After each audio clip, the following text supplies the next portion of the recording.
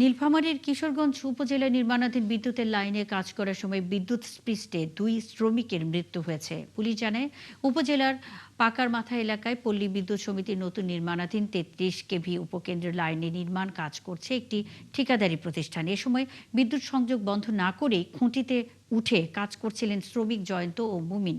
দুজনই বিদ্যুৎস্পৃষ্ট হলে তাদের উদ্ধার করে উপজেলা স্বাস্থ্য কমপ্লেক্সে নেওয়া হয়। সেখানে চিকিৎসক তাদের মৃত ঘোষণা করেন। ঠিকাদারি প্রতিষ্ঠানের গাফিলতির কারণেই এই দুর্ঘটনা, জানিয়েছে পল্লী বিদ্যুৎ সমিতি কর্তৃপক্ষ। আর কিশোরগঞ্জ থানার ভারপ্রাপ্ত কর্মকর্তা লুৎফুর রহমান জানান, এই ঘটনায় লিখিত অভিযোগ গেলে আইনগত কাজ করার সময় বিদ্যুৎ শকে দুইজন ব্যক্তি নিহত হয়েছে। একজন জয়ন্ত রায়, একজন মুমিন। তাদেরকে হাসপাতালে নিয়ে আসলো উপজেলা স্বাস্থ্য কমপ্লেক্সে, মৃত্যু ঘোষণা করে ডাক্তার।